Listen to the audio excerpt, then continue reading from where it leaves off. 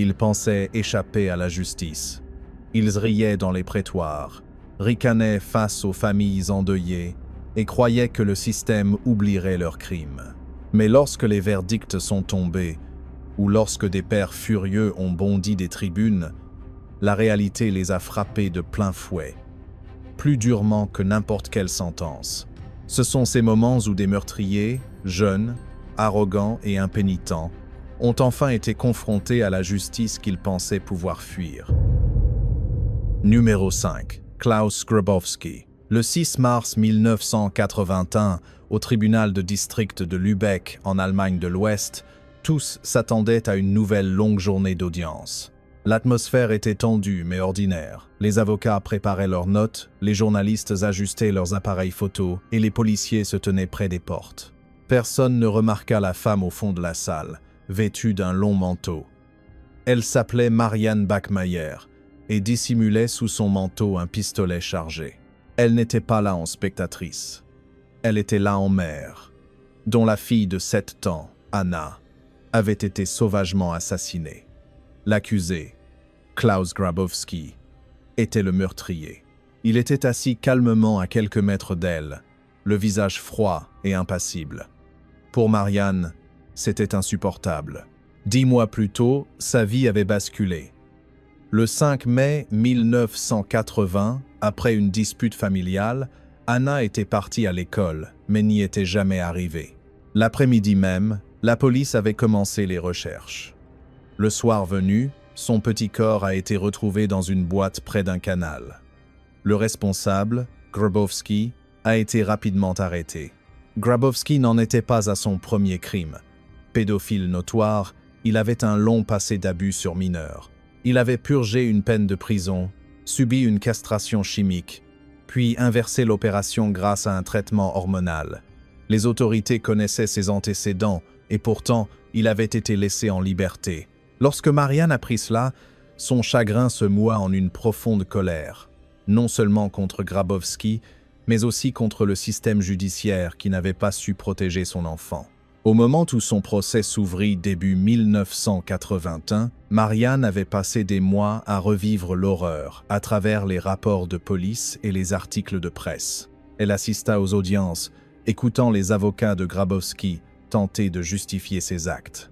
La défense plaida qu'il avait tué Anna par peur de perdre sa fiancée, qui avait menacé de le quitter s'il s'en prenait à un autre enfant. Cette explication, froide et impassible, fut la goutte d'eau qui fit déborder le vase pour Marianne. Le 3e jour du procès, elle prit sa décision. Elle chargea un petit pistolet, le glissa dans son sac à main et entra dans la salle d'audience comme tout le monde. Personne ne fouilla son sac. Personne ne remarqua le tremblement de ses mains. L'audience débuta et le juge appela le témoin suivant. Grabowski, détendu, murmurait à son avocat. Soudain, sans prévenir, Marianne se leva. Elle fouilla dans sa poche, en sortit un pistolet et le pointa droit sur Grabowski. 7 coups de feu déchirèrent le silence. 6 balles l'atteignirent dans le dos et la nuque. Il s'effondra sur le cou, mort avant même d'avoir pu se retourner. Le tribunal fut plongé dans le chaos. Des cris fusaient.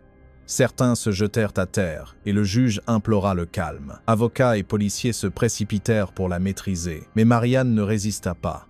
Elle déposa calmement son arme et dit d'une voix douce « Maintenant, il ne pourra plus recommencer ». Ce simple instinct a bouleversé le pays tout entier. Les caméras postées devant le tribunal ont filmé la scène, et en quelques heures, l'histoire s'est répandue à travers l'Allemagne et au-delà. Certains l'ont traitée de meurtrière, d'autres d'héroïne. Pour de nombreux parents, elle incarnait le cri du cœur d'une mère réclamant justice face à l'échec de la justice. Marianne fut immédiatement arrêtée, puis inculpée de meurtre et de possession illégale d'armes à feu. Lors de son procès en 1983, sa défense plaida qu'elle avait agi sous le coup d'une crise émotionnelle passagère provoquée par un chagrin insupportable. Des psychologues témoignèrent que son esprit était bouleversé par le traumatisme et qu'elle était incapable de raisonner rationnellement à ce moment-là. Le tribunal a finalement partiellement acquiescé. Il a statué que l'acte de Marianne n'était pas un meurtre avec préméditation, mais un homicide involontaire. Elle a été condamnée à 6 ans de prison, mais n'en a purgé que 3 avant d'être libérée. Son affaire a déclenché un vaste débat public en Allemagne. Nombreux étaient ceux qui s'interrogeaient sur la réinsertion sociale d'un prédateur notoire comme Grabowski. D'autres se demandaient si le geste de Marianne, bien que compréhensible sur le plan émotionnel, n'avait pas fragilisé le système judiciaire. Pendant des années, son nom a symbolisé à la fois la justice et la vengeance, 2 notions qui ont toujours semblé incompatibles. Après sa libération, Marianne tenta de reconstruire sa vie. Elle était constamment harcelée par des journalistes en quête d'interviews et de documentaires. Lassée de cette attention, elle quitta Lübeck et s'installa plus tard au Nigeria avec son second mari.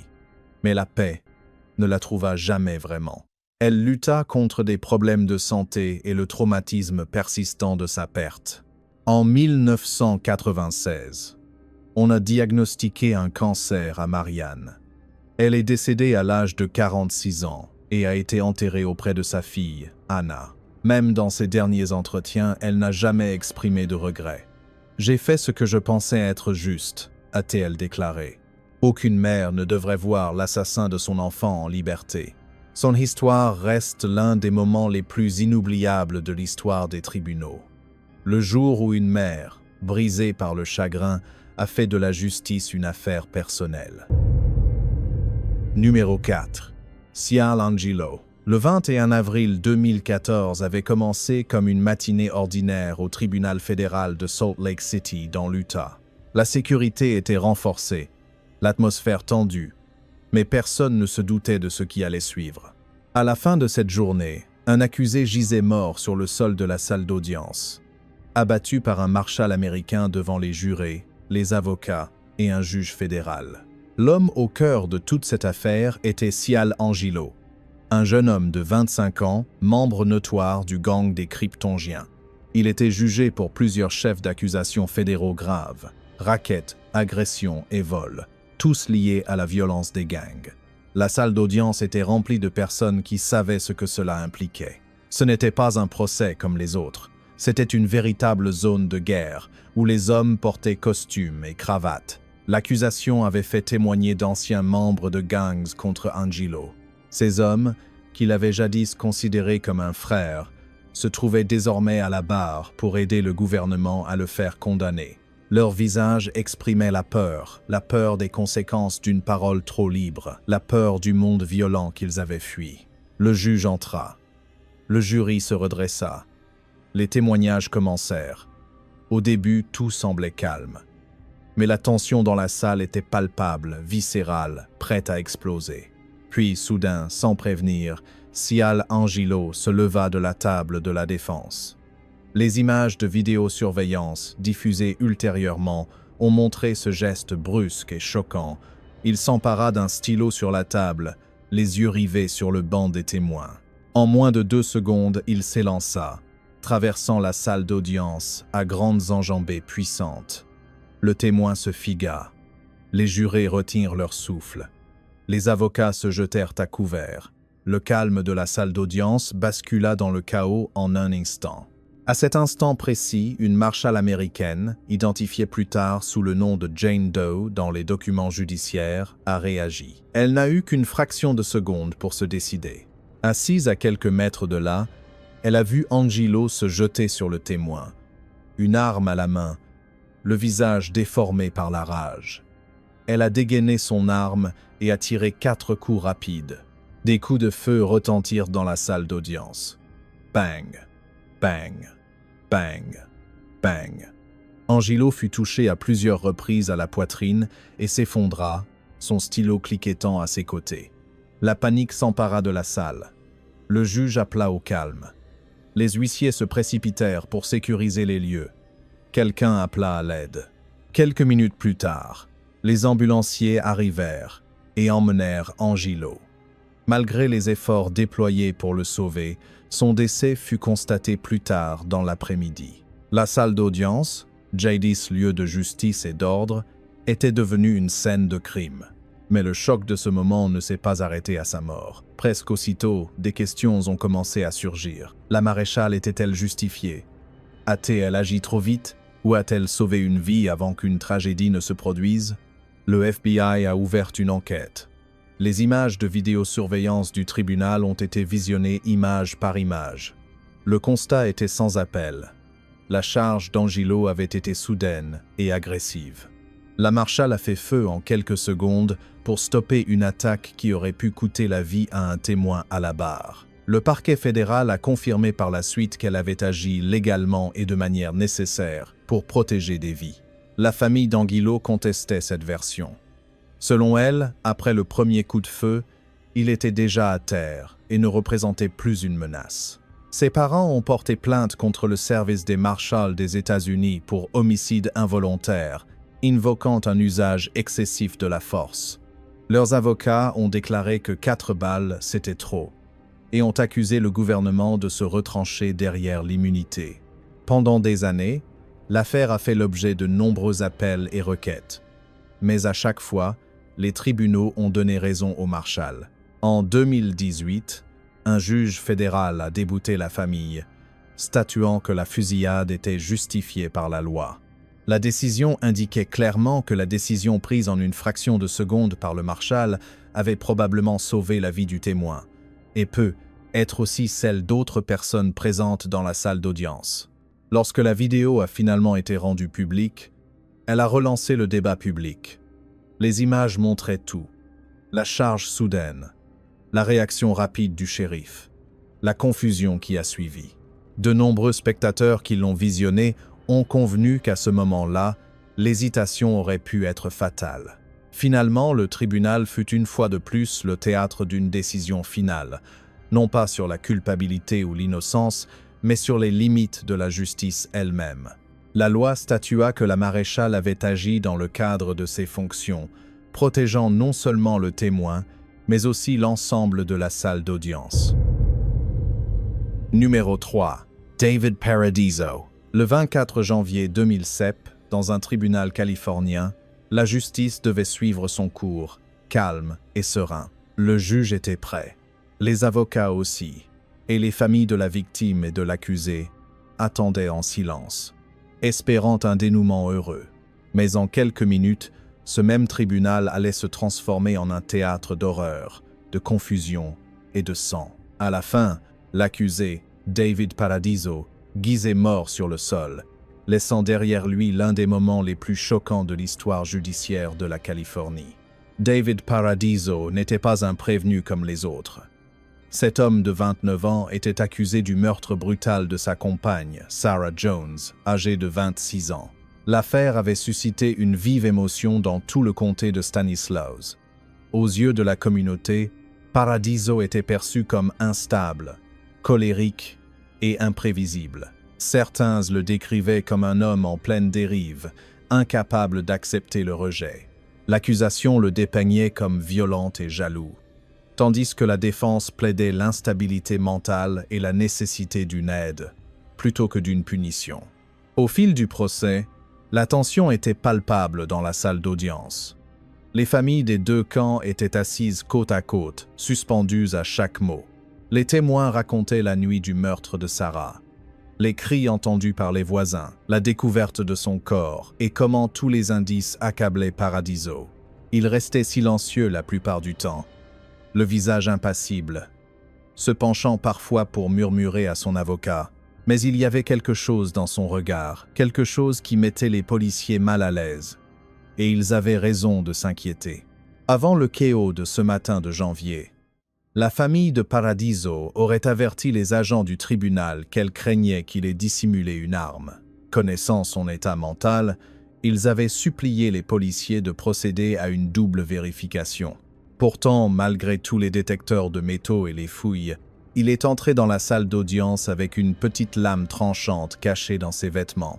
Tout s'est passé si vite que personne n'a pu réagir. Pendant une courte suspension d'audience, alors que tous s'attendaient à une brève interruption, Paradiso s'est levé brusquement. Sans crier ni protester, il s'est simplement déplacé. En un instant terrifiant, il s'est rué sur la juge Cinda Fox, se glissant derrière elle avant même que quiconque comprenne ce qui se passait. Des murmures d'effroi ont parcouru la salle lorsque la lame a brillé. La juge a hurlé tandis qu'il se jetait sur elle, frappant sauvagement pour tenter de la prendre en otage, ou pire. Pendant de longues secondes, ce fut le chaos. Les avocats se jetèrent à terre, les greffiers hurlèrent, et les huissiers se précipitèrent pour éloigner Paradiso.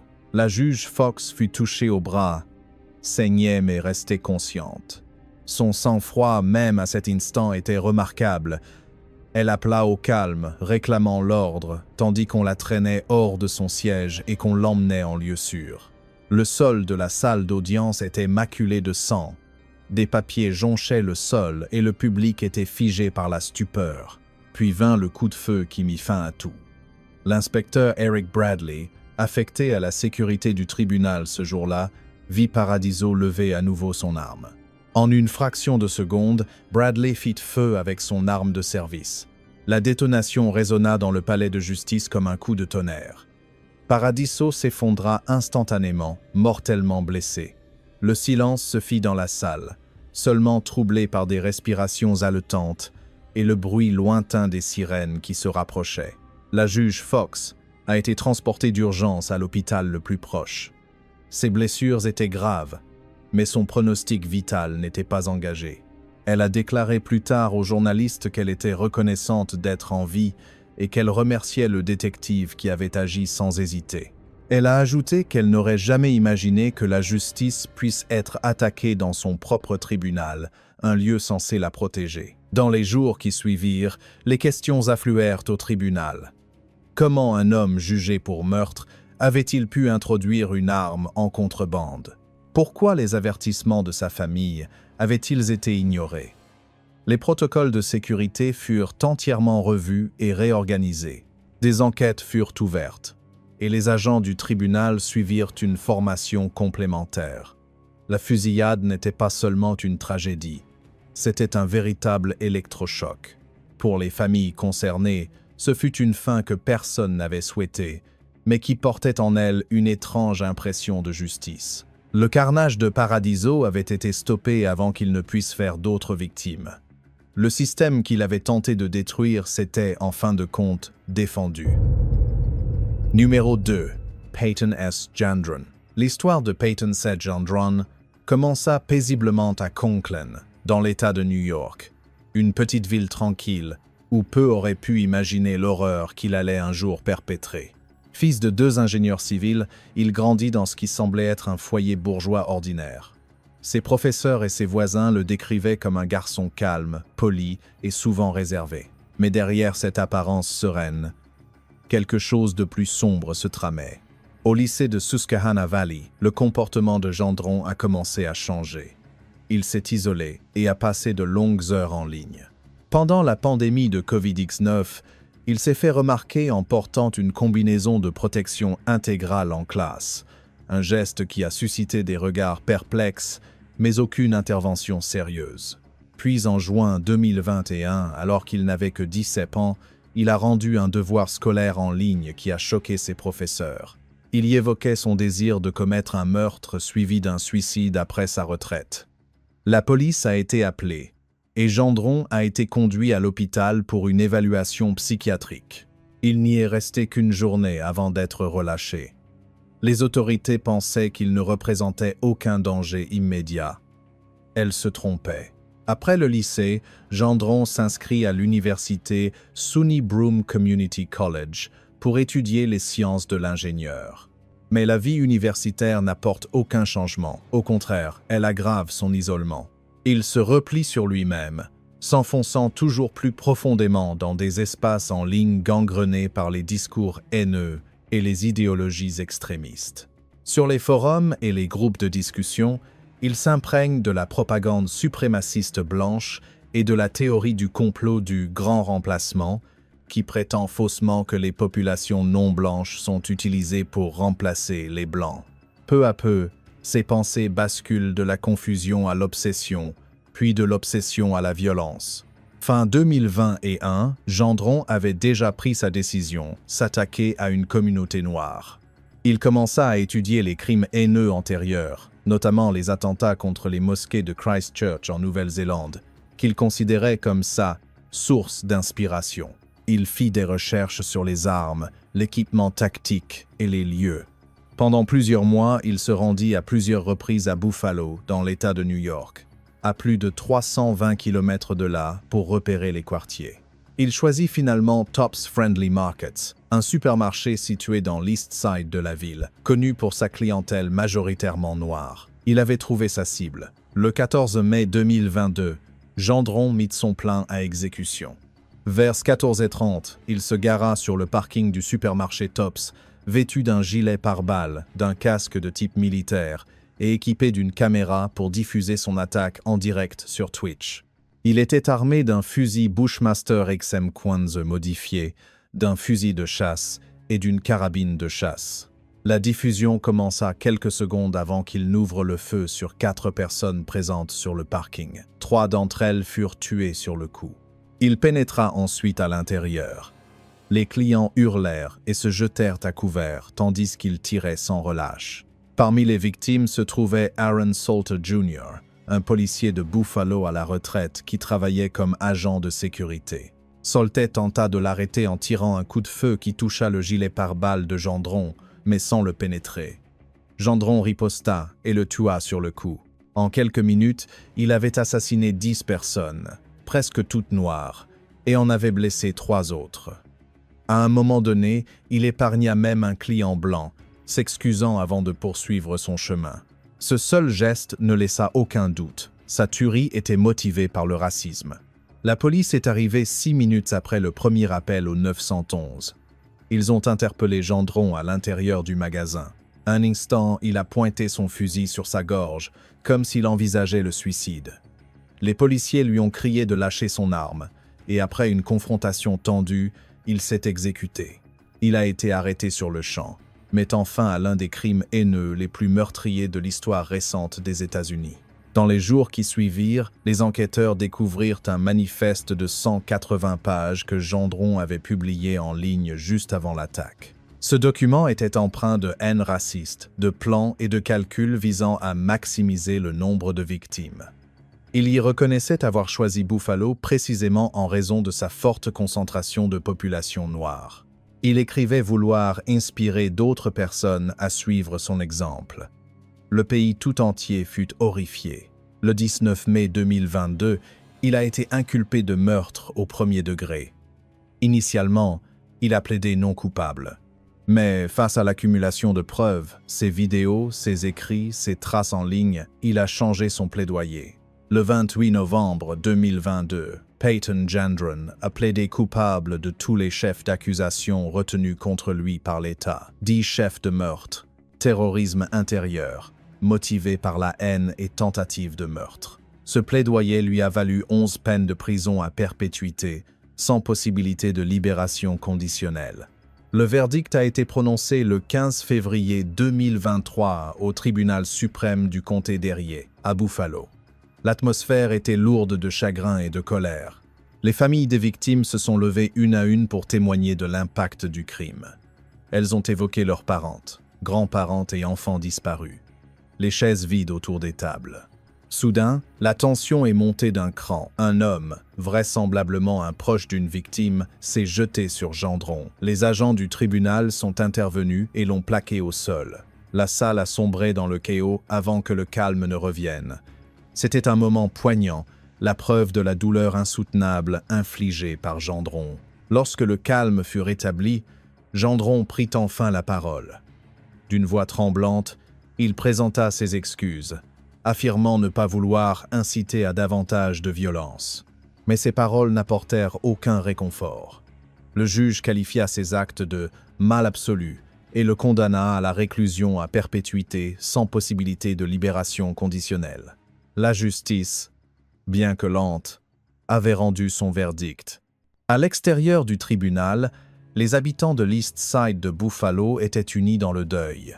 Des veillées ont illuminé les rues. Des fleurs et des messages manuscrits recouvraient la grille du supermarché. Parmi les victimes figurait un diacre, une mère de 9 enfants et Aaron Salter Jr. l'homme qui avait tenté d'arrêter le meurtrier. Aujourd'hui encore, Gendron est poursuivi au niveau fédéral pour crime haineux, ce qui pourrait entraîner la peine de mort. Mais pour Buffalo, la sentence prononcée par l'État était déjà un symbole de justice rendue, un message clair. La haine ne l'emporterait jamais sur la solidarité. Numéro 1. Victor Nathanael Rivas. Sur le 16 mai 2022, la tranquillité d'un quartier paisible de l'ouest de San Antonio fut brutalement interrompue par des coups de feu. Lorsque le calme revint, Ethan Soto, 15 ans, gisait sans vie, une autre jeune vie fauchée par une violence insensée. Au premier abord, cela ressemblait à une nouvelle fusillade tragique dans une ville déjà habituée au drame. Mais il ne s'agissait pas d'un acte aléatoire. Les enquêteurs ont rapidement découvert que toute la tragédie avait commencé pour une broutille, une dispute concernant des cartouches de THC volées. Ce qui aurait dû être une simple querelle d'adolescents a dégénéré en un complot mortel. Au cœur de cette affaire se trouvait un autre adolescent, Victor Nathaniel Rivas, âgé de 16 ans. Quelques jours plus tard, il était arrêté et inculpé de meurtre. L'histoire a bouleversé la communauté. Les parents étaient terrifiés, les voisins dévastés et les médias locaux sidérés par la brutalité dissimulée derrière ces visages si jeunes. Ce n'était pas un cas comme les autres. C'était l'illustration parfaite de la facilité avec laquelle la colère et l'orgueil de la jeunesse peuvent se révéler fatales. Mais personne n'aurait pu prédire que la véritable explosion se produirait bien plus tard. Non pas dans la rue, mais dans un tribunal. En octobre 2023, Rivas, alors âgé de 18 ans, comparaissait devant un juge du comté de Bexar pour une audience préliminaire. La salle d'audience était bondée de membres des deux familles. L'atmosphère était tendue, chargée de chagrin et d'une fureur contenue. D'un côté, les proches de Soto, le visage marqué par la douleur et l'incrédulité. De l'autre, Rivas, l'accusé, tentait de garder son sang-froid sous le regard de tous, puis survint l'instant qui changea tout. Selon les policiers et les témoins, Rivas fit un petit geste de la main, rapide, moqueur, être même involontaire. Mais pour la famille endeuillée de Soto, ce fut insupportable. En une fraction de seconde, des mois de rage contenue explosèrent. La vidéo, qui a suivi désormais tristement célèbre sur Internet, a montré le chaos se déchaîner. Les proches de Soto ont sauté par-dessus la cloison du tribunal. Ils se sont jetés sur Rivas, poing levé, la fureur explosant devant les caméras. Les huissiers sont intervenus en criant pour rétablir l'ordre, tentant de maîtriser les agresseurs tandis que le juge appelait au calme. Pendant plusieurs secondes, le tribunal a sombré dans un tourbillon de bruit, de mouvements et d'émotions. C'était brut, violent et terriblement humain, la douleur rendue visible. Une fois le calme revenu, l'ordre fut rétabli. Mais non sans conséquences. 4 des agresseurs, 2 adultes et 2 mineurs, furent arrêtés et inculpés d'agression et d'entrave à la justice. Ce qui avait commencé comme une audience s'était momentanément transformé en une autre scène de crime. Pour comprendre cette explosion de rage, il faut revenir au cœur de l'affaire. L'accusation a révélé que le meurtre de Soto n'était ni un accident, ni un acte impulsif. Il s'agissait d'un complot, d'une embuscade préméditée destinée à le punir pour le vol des cartouches. Le récit dressait un tableau glaçant, des enfants complotant contre d'autres enfants, des messages numériques transformés en pièges mortels et des familles brisées par des décisions irréversibles. Cette tragédie a soulevé des questions cruciales concernant la sécurité dans les tribunaux. Est-il acceptable que les familles des victimes et les accusés soient assis si près les uns des autres? Nombre de salles d'audience ne sont séparées que par de basses cloisons, une configuration qui présuppose le calme dans des moments où il est quasiment impossible à maintenir. L'incident de San Antonio a contraint les autorités locales à repenser cet équilibre fragile entre transparence et protection. Finalement, Victor Nathaniel Rivas a dû affronter la justice qu'il avait lui-même provoquée. Après des mois de procédure, il a accepté un accord de plaidoyer.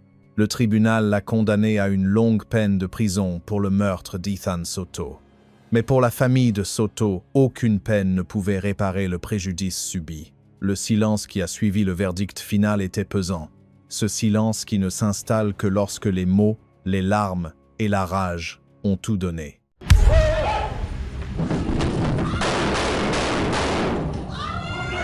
Des enfants meurtriers abattus sur le champ dans une salle d'audience. Ils sont entrés au tribunal, persuadés de pouvoir plaider leur cause et peut-être même d'obtenir une peine plus légère. Mais ce qui s'est passé ensuite a stupéfié tout le monde. Ces prétendus jeunes meurtriers n'ont pas seulement fait face aux juges, ils ont été confrontés à une justice instantanée et inattendue, rendue sur place, dans la salle d'audience.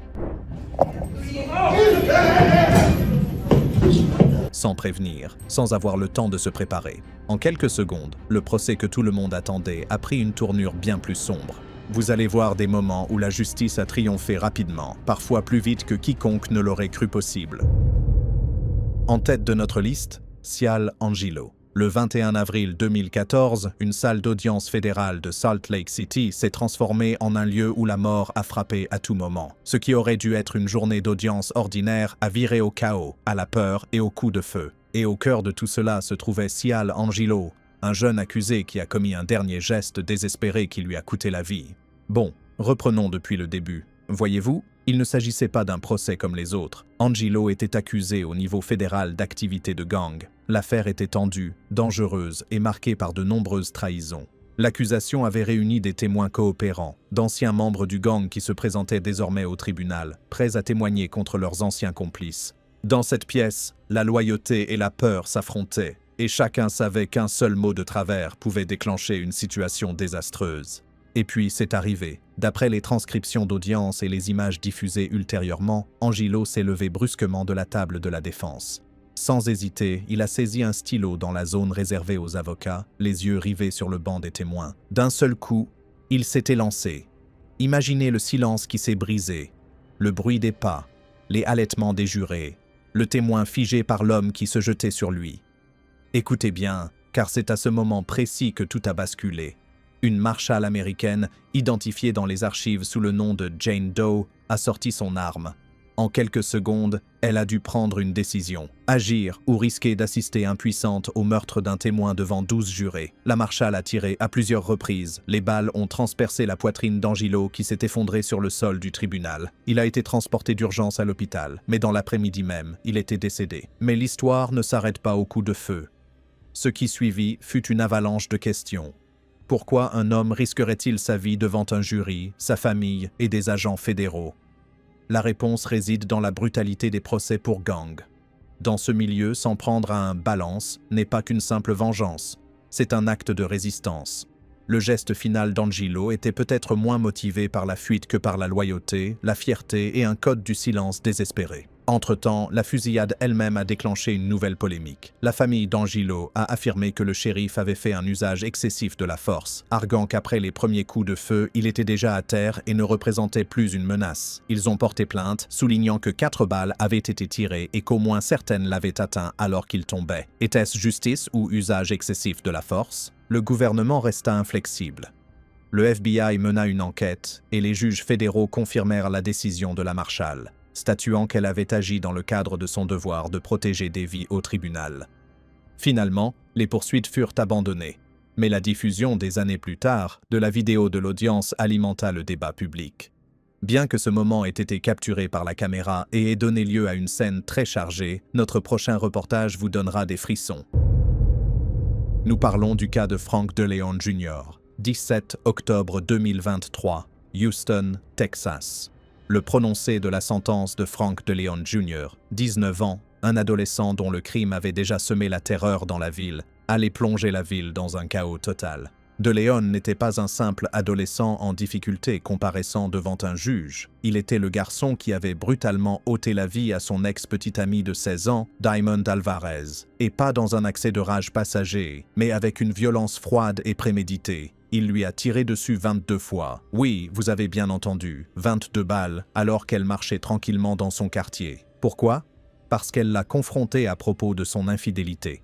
Un moment qui, chez la plupart des adolescents, aurait mené à des disputes, peut-être des larmes, et finalement à l'apaisement. Mais dans ce cas précis, la situation a dégénéré en cauchemar. Et devinez quoi? Cette simple étincelle de jalousie s'est transformée en un véritable brasier qui a détruit non seulement une vie, mais l'avenir de toute une famille. Ce matin-là, alors que la salle d'audience se remplissait, la tension était palpable. De Leon avait déjà conclu un accord de plaidoyer, 45 ans de prison, avec possibilité de libération conditionnelle après seulement 22 ans et demi. Pour la famille de Diamond, ce chiffre était comme du sel sur une plaie ouverte. La vie de leur fille avait été volée à jamais, et pourtant, son meurtrier pourrait un jour respirer à nouveau l'air libre. Imaginez-vous assis là, entendant les calculs de la loi peser plus lourd que l'irrévocabilité de la mort. Puis vint le moment que tous attendaient, les déclarations des victimes. C'est souvent là que la douleur trouve sa voix, que le chagrin se déverse en mots adressés directement aux responsables. La mère de Diamond, Anna Machado, se tenait devant De Leon. Sa voix tremblait, mais ses mots étaient percutants. Elle le traita de monstre. Et la salle d'audience était loin de se douter qu'un seul mot allait déclencher une réaction incontrôlable. Chaos lasted several minutes and all happened shortly after the victim's mother gave her impact statement where she called Frank De Leon Jr. a monster. Soudain, l'oncle de Diamond explosa. Fou de rage, il traversa la salle d'audience en trombe, les poings en avant, visant De Leon droit dans les yeux. En un instant, la solennité du prononcé de la sentence se transforma en une bagarre générale. Les agents du tribunal s'agitèrent, les familles s'affrontèrent, et même la mère de Leon intervint, tentant désespérément de protéger son fils des coups. La salle devint un véritable chaos. Et comme si cela ne suffisait pas, vous n'allez pas le croire, au milieu des cris, des coups et de la panique, un autre détenu a réussi à s'évader. Pendant quelques instants, on se serait cru dans une scène de série policière plutôt que dans un tribunal, tant la situation a dégénéré en bagarre générale. Wrong of me, that was wrong of us because we're not monsters. But it's so much hate. Mais une fois la poussière retombée, une vérité demeurait, rien. Ni la sentence, ni la période de libération conditionnelle, ni les paroles du juge ne pouvaient apporter à la famille d'Alvarez la paix intérieure dont elle avait besoin. Pour eux, la véritable justice ne se mesurerait jamais en années de prison. Elle se mesurerait à la certitude que Frank De Leon n'aurait plus jamais la chance de sortir, plus jamais le luxe de la liberté. Mais rien ne pouvait apaiser la douleur de la famille, même si celle-ci a par la suite exprimé des regrets pour sa bataille judiciaire. Ce qui rend cette affaire si bouleversante, ce n'est pas seulement le meurtre lui-même, c'est le déferlement de douleur qui a suivi, une douleur si intense qu'elle a fait voler en éclats les murs d'ordre que le tribunal était censé maintenir. Ce fut un douloureux rappel que si la loi s'attache aux chiffres, les familles, elles, portent des blessures qui ne guérissent jamais. Victor Nathaniel Rivas, le 16 mai 2022. Le calme d'un quartier ouest de San Antonio a été brutalement interrompu par des coups de feu. Ethan Soto, un garçon de 15 ans, a été tué par balle.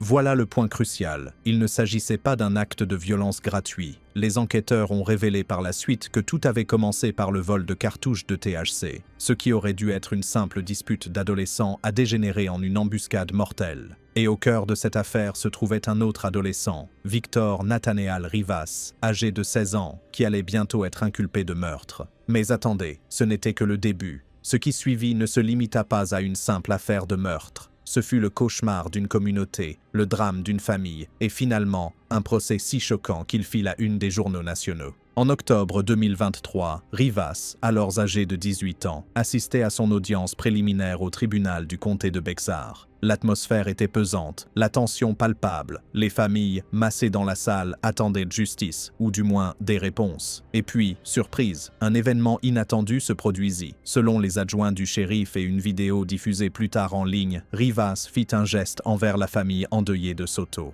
Insouciant ou provocateur, il était loin de se douter que ce geste allait embraser la salle. En un instant, les proches de Soto ont sauté par-dessus la cloison de la salle d'audience. Ils se sont jetés sur Rivas, les poings levés, la rage explosant après des mois de souffrance. L'accusé a été roué de coups sous les yeux du juge, du jury et des caméras. Les huissiers se sont précipités pour séparer la foule et réclamer l'ordre. En quelques minutes, 4 des agresseurs, 2 adultes et 2 mineurs, étaient arrêtés et inculpés de voies de fait et d'entrave à la justice. Pour comprendre l'indignation suscitée par cette affaire, il faut remonter à ses origines. Les procureurs ont expliqué par la suite que la mort de Soto n'était pas un simple coup de sang, mais un guet-apens.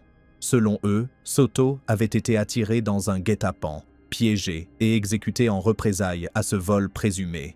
Les détails étaient glaçants. des adolescents entraînés dans la violence pour une broutille comme des cartouches de drogue. Et c'est là que la douleur était la plus vive. Un enfant mort, un autre accusé, et toute une communauté réclamant justice. Mais le problème est plus profond.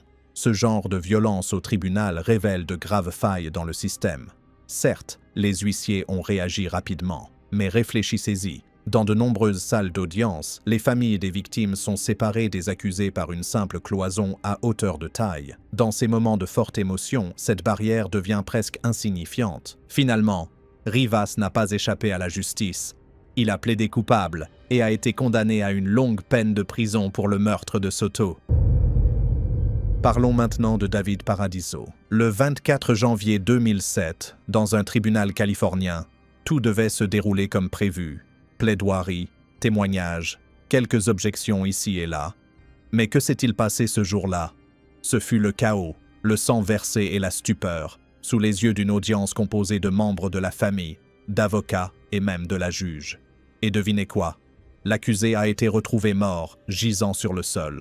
Voilà le hic. Il ne s'agissait pas d'un accusé comme les autres. Il s'appelait David Paradiso, un jeune homme déjà jugé pour le meurtre brutal de sa petite amie. Son affaire avait captivé la communauté du comté de Stanislaus, en Californie, non seulement à cause du crime lui-même, mais aussi à cause de qui il était. On murmurait à son sujet, instable, imprévisible, dangereux. Certains disaient même qu'il était une bombe à retardement. Ils étaient loin de se douter que c'était dans ce tribunal qu'il allait finalement exploser. Mais attendez, comment un homme déjà menacé d'une peine de prison à perpétuité peut-il décider de tout miser devant un juge et un jury? Pour le comprendre, il faut saisir le désespoir absolu qui semblait le guider. Pour Paradiso, ce n'était pas un simple procès, c'était son dernier combat. Imaginez la scène, une pause tranquille pendant le procès, chacun s'attendant à un simple silence de routine. Soudain, Paradiso surgit de la barre des témoins. Et vous n'allez pas le croire, il ne s'en prenait ni au procureur, ni même aux huissiers. Non, il fonça droit sur la juge Cinda Fox, se glissant derrière elle avec ce qui semblait être une lame dissimulée. Et c'est là que ça devient glaçant. Sa famille a révélé par la suite avoir prévenu les policiers, craignant qu'il ait réussi à dissimuler une arme. Pourtant, malgré toutes les vérifications, il est entré dans la salle d'audience armée. Et à cet instant précis, il a déchaîné sa rage contre le symbole même de la justice. Imaginez la scène. Les avocats se jettent à terre, les greffiers hurlent, la panique s'empare de la salle. La juge Fox elle-même a été touchée, blessée, saignant abondamment, avant d'être évacuée d'urgence sur une civière. Malgré cela, elle a réussi à dire aux journalistes qu'elle allait bien, mais le tribunal ne serait plus jamais le même. Puis survint le tournant. Alors que Paradiso levait son arme, le chaos s'installant autour de lui, un inspecteur de police nommé Eric Bradley n'hésita pas. Il dégaina son arme et tira. Les coups de feu sifflèrent à travers les murs du tribunal, résonnant comme le tonnerre. En un instant, Paradiso s'effondra. Ainsi, le procès prit fin, non pas par un verdict, mais par la mort. Mais attendez, il ne s'agissait pas seulement de la fin d'un homme, c'était un moment qui allait ébranler le système.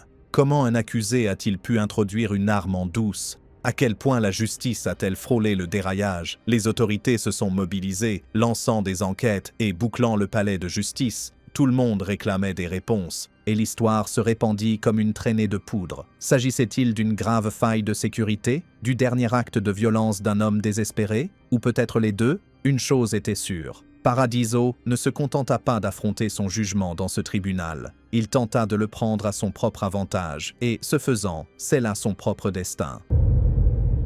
Lindy Lamont Jones Jr., 14 juillet 2022, comté d'Orangeburg, Caroline du Sud. Dans une salle d'audience bondée de familles endeuillées, la tension était palpable. De l'autre côté du tribunal, des avocats au visage grave. Et au centre de tout cela, un adolescent déjà étiqueté comme meurtrier. Et voilà, en quelques instants, le chagrin a fait place à la fureur, et le droit lui-même a semblé s'effondrer. L'affaire concernait Willie Antoine Fields, un jeune homme de 18 ans dont la vie a été volée en 2019. Son corps a été retrouvé abandonné sur une route de campagne isolée, criblée de balles.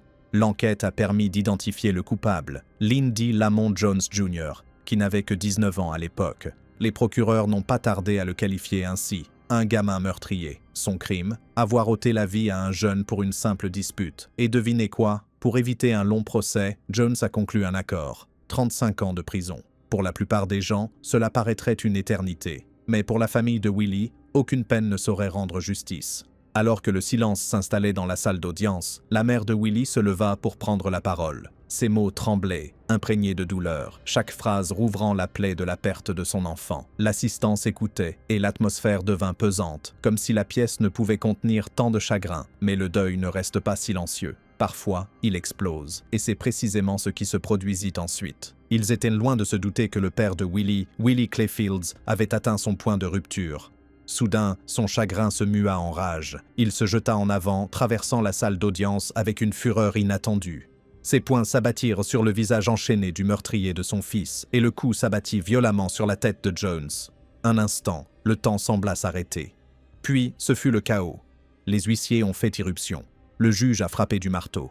Des cris ont résonné contre les murs de bois. À cet instant, la salle d'audience, un lieu bâti sur l'ordre et le contrôle, s'est transformée en un véritable déferlement de douleur humaine. Et voici le retournement de situation choquant. Cette explosion de violence ne s'est pas limitée à des coups. Elle a entraîné des poursuites judiciaires. Oui, le père, l'homme qui avait déjà perdu son fils, était désormais accusé d'outrage au tribunal. Le système auquel il s'était adressé pour obtenir justice s'est retourné contre lui. Mais l'histoire ne s'arrête pas là.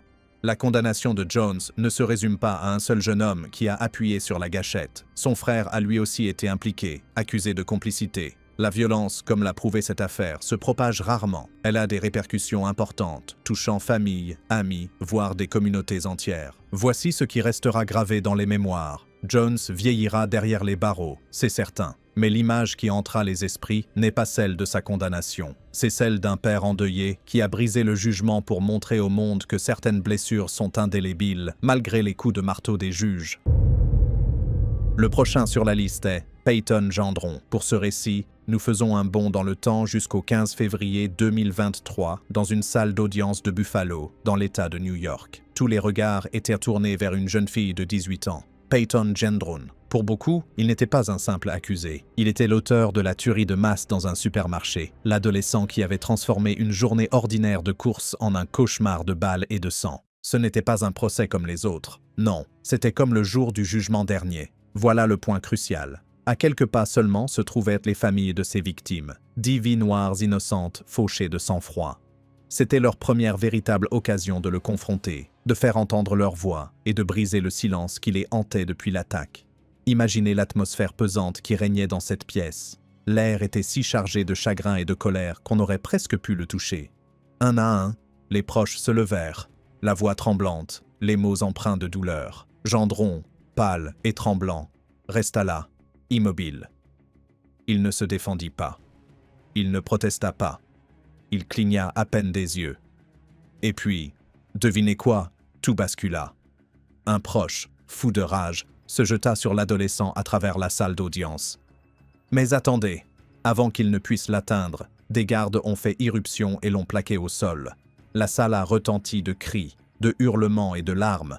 En une fraction de seconde, le procès a cessé d'être une affaire de droit pour se transformer en quelque chose de bien plus humain, un déferlement d'émotions brutes et désespérées. On pouvait ressentir le poids d'une communauté déchirée par la haine, réclamant une justice qu'aucun tribunal ne pouvait lui rendre. Mais qui était donc ce garçon, et comment est-il devenu une arme de haine à seulement 18 ans ? Nul ne se doutait alors que son destin s'était tracé dans les recoins les plus obscurs d'Internet. Là, les mensonges et les théories du complot suprémaciste blanc proliféraient. Il les a absorbés, mot à mot, jusqu'à ce qu'ils deviennent sa vérité. Au moment de perpétrer son attentat, il avait déjà rédigé un manifeste glaçant, des pages de venin reprenant la théorie raciste du remplacement.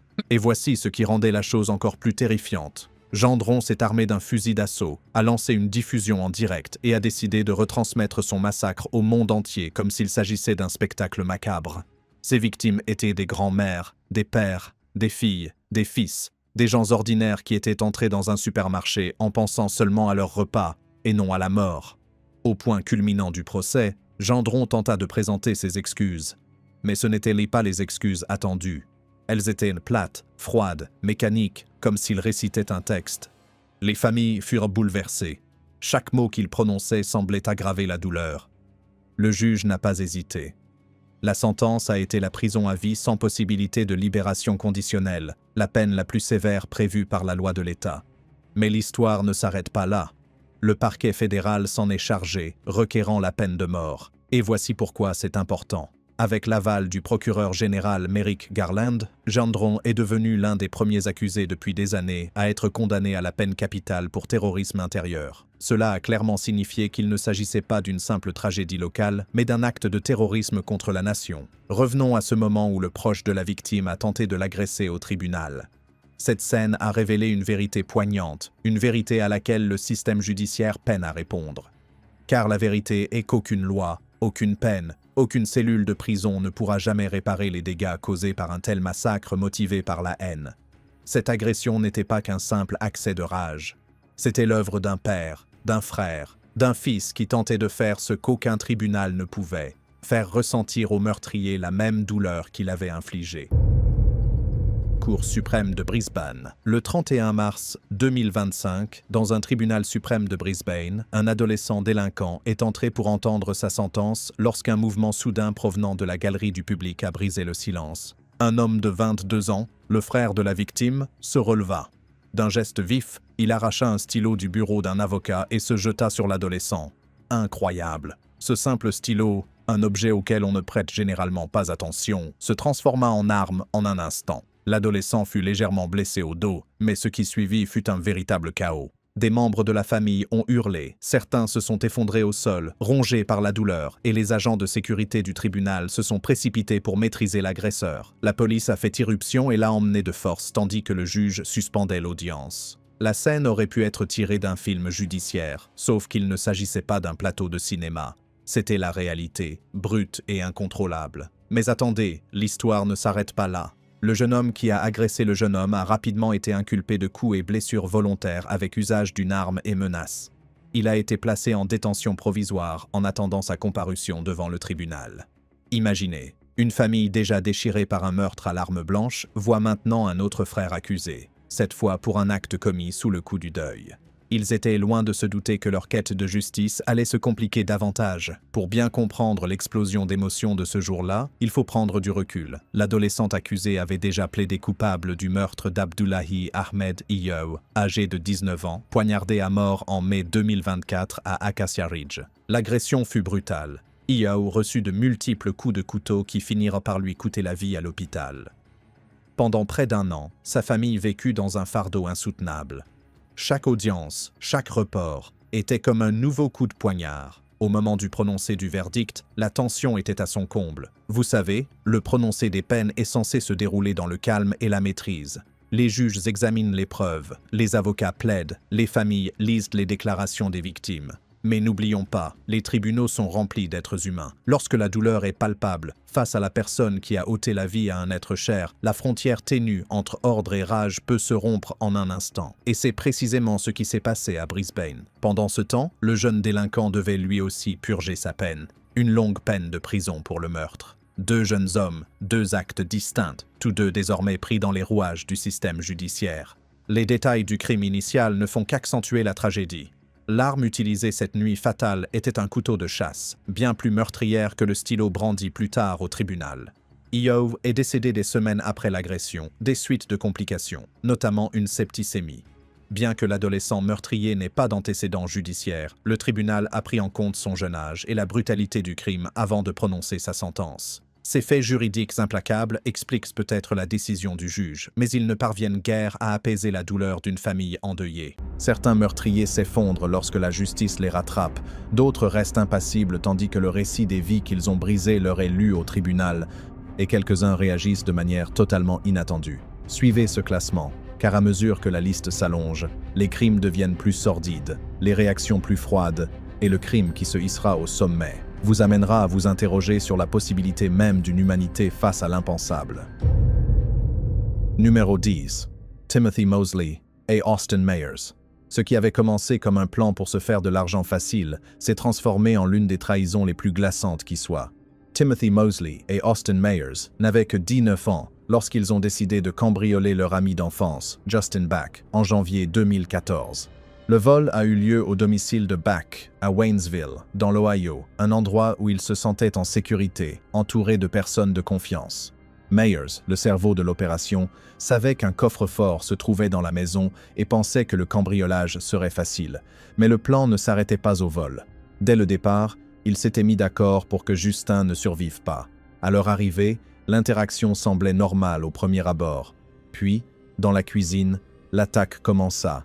La tentative de le tuer discrètement échoua, ce qui entraîna des coups de couteau répétés tandis que Justin suppliait de lui expliquer ce qui se passait. Ces derniers instants furent passés à écouter les paroles rassurantes de ceux qui avaient déjà décidé de son sort. Par la suite, ils ont tenté de dissimuler le crime en se débarrassant du corps et en essayant de faire croire que Justin s'était enfui.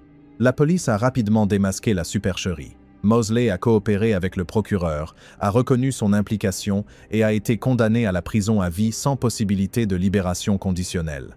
Meyers a choisi d'être jugé. Au tribunal, Meyers présenta ses excuses et implora le jury de l'épargner, arguant qu'une nouvelle mort ne ferait qu'accroître sa souffrance. Le père de Justin répondit par des paroles bouleversantes, souhaitant que le souvenir de son fils hante Meyers à jamais. Le jury recommanda la peine de mort, faisant de Meyers le plus jeune condamné à mort de l'Ohio à cette époque. Les recours fondés sur l'âge et la santé mentale ont été rejetés. Numéro 9. Dexter Darnell Johnson. En juin 2006, un jeune homme de 18 ans, en pleine série de crimes, a volé la voiture de Maria Aparece et Hui Ngo. Il a forcé Ngo à écouter les insultes et les agressions dont Aparece a été victime de la part de Johnson, avant de les abattre tous deux dans une zone boisée pour quelques pièces de monnaie. Johnson était à la tête d'un gang qui a commis des vols et des meurtres, touchant 5 personnes en 25 jours dans le comté de Harris, au Texas. Arrêté peu après, son procès en 2007 a révélé un passé difficile, maltraitance, faible QI, allégation de schizophrénie, mais c'est sa brutalité qui a prévalu. Condamné à mort en juin 2007, il a pleuré en regardant sa famille, puis s'est emporté et a jeté une chaise, semant la panique dans la salle d'audience et provoquant l'évanouissement de proches. Les appels se sont éternisés et l'exécution a été reportée à 2 reprises en 2019. Dans un cas, il ne restait que quelques jours avant l'exécution et le motif invoqué était une enquête sur une déficience intellectuelle. Finalement, les tribunaux ont confirmé la sentence, rejetant les allégations de déficience intellectuelle malgré les arguments concernant des lésions cérébrales. Johnson demeure dans le couloir de la mort au Texas, son accès de rage démontrant que même les meurtriers craignent la fin. Ironie tragique. Il pensait que les séries policières enseignaient les dissimulations, mais les preuves l'ont accablé. Numéro 8. Wade Wilson. Le 27 août 2024, le juge Nicholas Thompson a condamné Wade Wilson à 2 peines de mort dans une salle d'audience bondée du comté de Lee, qualifiant ces meurtres de odieux, atroces et cruels. Pourtant, le tueur, le visage couvert de tatouages, est resté impassible, arborant un large sourire permanent, sans toutefois laisser transparaître la moindre émotion, tandis que les familles applaudissaient et s'étreignaient, soulagées. Ce regard vide et glaçant a fait le tour des réseaux sociaux, transformant du jour au lendemain cet homme de 30 ans en phénomène viral. Ses tatouages de croix gammées, ses cicatrices rappelant celles du Joker et l'inscription « Élevé pour la guerre » lui ont valu des messages de fans inquiétants de la part de femmes et des millions de vues débattant de son comportement sans âme.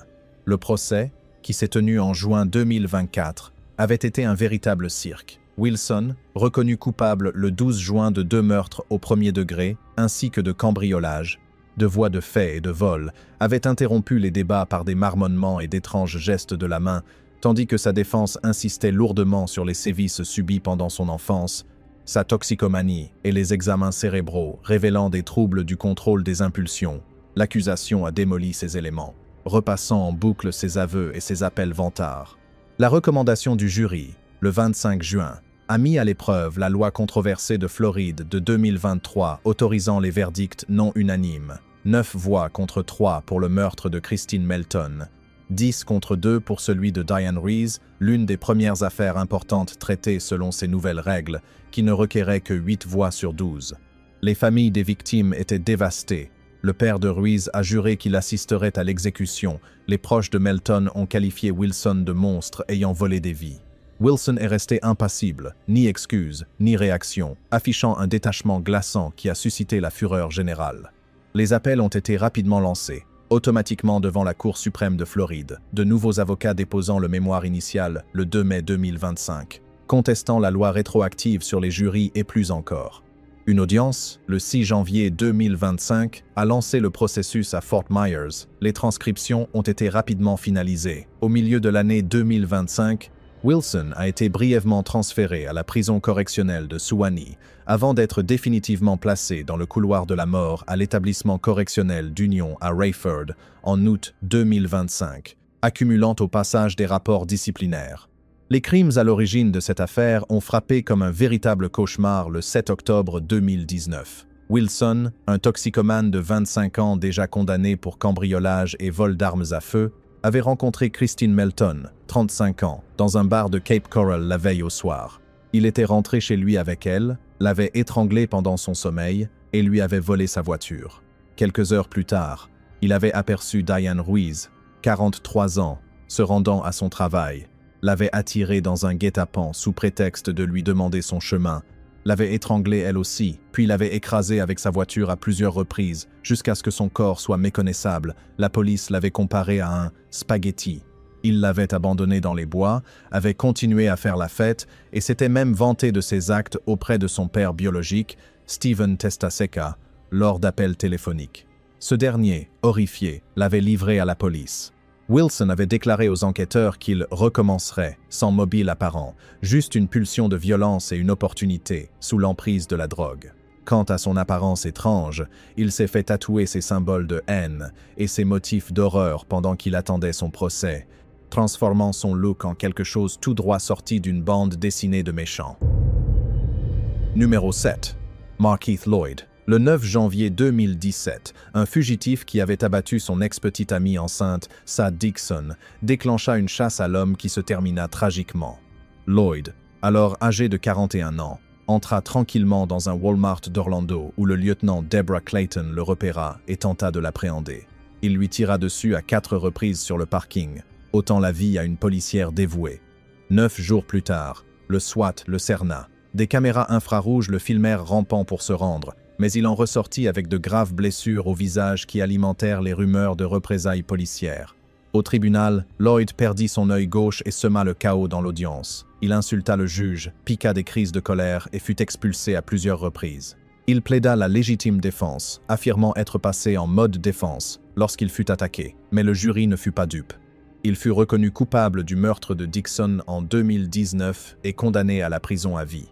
En novembre 2021, le tribunal de Clayton recommanda la peine de mort à l'unanimité en décembre 2021. La juge Laetitia Mark le condamna à mort en mars 2022. Lloyd clama haut et fort qu'il avait été piégé, mais ses appels furent rejetés. La Cour suprême de Floride confirma le verdict en 2023, refusa de réexaminer l'affaire en 2024, et il se présenta devant la Cour suprême des États-Unis la même année, sans succès. Début 2026, Lloyd était incarcéré dans le couloir de la mort à l'établissement correctionnel d'Union, luttant toujours contre son sort, mais accablé par les preuves. Ses accès de colère étaient presque risibles tant ils étaient futiles, comme s'il pensait que crier suffirait à convaincre un jury accablé de preuves contre lui. Cette affaire a déchiré des familles et un service de police, prouvant que la rage d'un seul homme peut causer des ravages considérables. Numéro 6. Aileen Wuornos. On se souvient souvent d'Aileen Wuornos comme d'une figure tragique, mais son histoire est bien plus complexe et troublante. Son enfance fut marquée par la maltraitance, la négligence et l'instabilité. Enceinte à l'adolescence, elle survécut plus tard en se prostituant le long des routes de Floride. De cette union naquit une profonde colère et une grande méfiance envers les hommes. Cette colère allait finalement lui coûter la vie. Entre 1989 et 1990, Wuornos a assassiné au moins 7 hommes. Elle abordait ses victimes en se faisant passer pour une femme en détresse, gagnant leur sympathie avant de les tuer et de leur voler leurs biens. Au début, elle a plaidé la légitime défense, affirmant avoir été agressée par ses victimes. Cependant, les preuves ont révélé une toute autre histoire. Plusieurs hommes ont été abattus de plusieurs balles, certains dans le dos, et l'un d'eux a été exécuté à bout portant après avoir été neutralisé. Il ne s'agissait pas d'actes commis sous le coup de la panique, mais de meurtres prémédités et répétés. Wuornos fut arrêté en janvier 1991 après la collaboration de sa compagne, Tyria Moore, avec la police. S'ensuivirent de multiples procès au début des années 1990, chacun se soldant par une condamnation à mort. Au tribunal, Wuornos se fit connaître pour ses accès de colère, proférant insultes et injures à l'encontre des juges, des procureurs et des jurés. Ces recours furent portés jusqu'à la Cour suprême des États-Unis, mais sans succès. En 2002, Wuornos cessa de contester sa peine. Elle déclara ouvertement vouloir en finir. Le 9 octobre 2002, elle fut exécutée par injection létale à la prison d'État de Floride. Ses dernières paroles, étranges et déconnectées de la réalité, reflétaient un esprit profondément perturbé. Bien que son histoire ait inspiré le film Monster, il est important de ne pas déformer la vérité. Wuornos n'était pas une simple victime des circonstances. C'était une tueuse en série qui a eu recours à la violence à répétition. Son passé explique sa rage, mais n'efface pas les 7 vies qu'elle a fauchées. Numéro 5. Tyron Johnson. Une dispute futile au sujet des chaînes de télévision, en octobre 2018, a viré au drame lorsque Tyron Johnson a abattu sa petite amie, Stephanie Willis, de 2 balles pendant un appel avec son père. Ce dernier, témoin des coups de feu, est devenu un élément clé de l'enquête. On pense que le suicide du propre fils de Johnson a été le déclencheur de son geste. Malheureusement, il ne s'est pas arrêté là. Il a ensuite traqué son fils Ricky, âgé de 10 ans, caché sous le lit, et l'a abattu malgré ses affirmations de tirs croisés. Les preuves douille, sang, impact de balles dans le mur ont démontré qu'il s'agissait d'un meurtre de sang-froid. Johnson a sangloté devant la police, prétendant avoir été agressé. En novembre 2021, il a été jugé en procédure accélérée et reconnu coupable de meurtre au premier degré pour Ricky et au second degré pour Stephanie. Sans autre issue, il a plaidé non coupable, affirmant n'avoir eu aucune intention malveillante. Le juge a qualifié son acte d'odieux et de cruel. Le jury a condamné à mort Ricky à l'unanimité en décembre 2022. Le juge a prononcé la sentence. Johnson a pleuré à chaudes larmes. La Cour suprême de Floride a confirmé ce jugement en 2024 après des appels portant sur des preuves et des préjugés. Vous trouverez ci-dessous une version réécrite et adaptée à YouTube de chaque article. Chaque version est conçue pour donner l'impression d'un récit humain captivant et clair, avec un débit fluide, un langage simple et des informations importantes présentées de manière à la fois dramatique et maîtrisée. Les détails graphiques ont été atténués, mais la gravité de chaque crime est pleinement préservée. Numéro 4. Fraser Glenn Cross. Le 13 avril 2014, Fraser Glenn Cross, un ancien dirigeant du Ku Klux Klan âgé de 74 ans et originaire du Missouri, décida que la haine serait son ultime mission. Armé d'un fusil de chasse et imprégné depuis des décennies d'idéologie extrémiste, il se rendit à Overland Park, au Kansas, avec un seul objectif en tête, tuer des Juifs. Ce qui suivit fut non seulement une tragédie, mais aussi une cruelle leçon sur la façon dont la haine aveugle détruit souvent des vies sans même comprendre sa propre cible. Cross s'est d'abord rendu au centre communautaire juif, où des familles vaquaient tranquillement à leurs occupations. Sur le parking, il a ouvert le feu, tuant le docteur William Corporon, un médecin de 69 ans, et son petit-fils de 14 ans, Reed Underwood, venu passer une audition de chant. De là, Cross s'est rendu en voiture à Village Shalom, une résidence pour retraités située à proximité, où il a abattu Terry Lamano, une femme de 53 ans qui rendait visite à sa mère. Ironie tragique et presque incroyable du sort, aucune des victimes n'était juive. Son obsession violente avait complètement manqué sa cible, laissant derrière elle des familles chrétiennes innocentes dévastées. Cross s'est rendu quelques heures plus tard près d'une école, proférant des slogans nazis et des insultes racistes tandis que la police l'emmenait. Son procès en 2015 a rapidement dégénéré en chaos lorsqu'il a insisté pour assurer lui-même sa défense. Il a utilisé le tribunal non pas pour justifier ses actes, mais pour propager ses idées haineuses. Il n'a manifesté aucun remords, et a même prétendu regretter seulement que ses victimes ne soient pas juives, qualifiant les meurtres de actes justes, selon sa propre logique perverse. Le jury n'a pas hésité. En août 2015, Cross a été reconnu coupable de meurtre avec circonstances aggravantes et condamné à mort en novembre de la même année. Même alors, il proférait des menaces et délirait tandis que les gardiens l'emmenaient. Les appels se sont éternisés, mais l'État n'a jamais procédé à l'exécution. Cross est décédé de cause naturelle en prison en mai 2021. Sa mort a mis un terme à la procédure judiciaire, mais cette affaire reste un sombre rappel de la dangerosité de la haine extrémiste lorsqu'elle se propage sans contrôle et de la façon dont des innocents paient souvent le prix du poison d'autrui. Numéro 3. Michael Brady. Michael Brady purgeait déjà une peine pour avoir tiré sur un policier de l'État de Caroline du Nord lorsqu'il décida que la prison elle-même deviendrait le théâtre de son prochain crime. Le 12 octobre 2017, à l'établissement correctionnel de Pasquotank, Brady orchestra ce qui allait devenir la tentative d'évasion la plus meurtrière de l'histoire de l'État et l'un des cas les plus troublants de violence préméditée en milieu carcéral. Travailler à l'atelier de couture de la prison donnait à Brady accès à des outils que la plupart des détenus n'utilisaient jamais. Armé de marteaux et de ciseaux, il s'est armé ainsi que 3 autres prisonniers, planifiant soigneusement l'attaque. Les images de vidéosurveillance ont par la suite montré comment le groupe a suivi le personnel pénitentiaire, attendant le moment opportun. L'attaque fut rapide, brutale et parfaitement préméditée. 4 employés ont été neutralisés. La surveillante Veronica Darden, les agents pénitentiaires Wendy Shannon et Justin Smith, et l'agent d'entretien Geoffrey Howe. Des incendies ont été allumés pour semer la confusion, et les détenus ont tenté de s'évader en escaladant les barbelés. L'évasion a échoué, mais le mal était fait. Brady a été blessé lors de la tentative et a par la suite affirmé que le système l'avait poussé à bout. Lors de son procès en 2019, l'accusation l'a présenté comme le cerveau de l'attaque, celui qui a donné le signal et décidé que la liberté valait plus qu'une vie humaine. Brady ne l'a pas nié. Il a témoigné calmement que commettre de tels actes de violence l'avait libéré d'une pression énorme, une déclaration qui a stupéfié la salle d'audience. Le jury n'a pas délibéré longtemps. Brady a été reconnu coupable de 4 chefs d'accusation de meurtre au premier degré et condamné à mort à l'unanimité. Pour des raisons de sécurité, il a été transféré dans un pénitencier fédéral de très haute sécurité, bien qu'il demeure sous le coup de la peine capitale de Caroline du Nord. En 2026, il attendait toujours dans le couloir de la mort, son exécution étant retardée par le long moratoire sur les exécutions dans cet État. L'affaire a mis en lumière de graves failles de sécurité dans la prison, mais elle a aussi révélé une réalité plus glaçante. Brady pensait que les caméras ne le prendraient pas au dépourvu. Au contraire, elles ont tout enregistré. Numéro 2. Marte Abram. Marte Abram, un employé de Walmart âgé de 20 ans, n'a pas vu sa colère s'apaiser après sa suspension. Au contraire, elle s'est intensifiée et cristallisée. Après avoir menacé un collègue, Abram a été licencié. Au lieu de se laisser abattre, il a soigneusement préparé son retour, transformant un différend au travail en un acte de vengeance mortelle.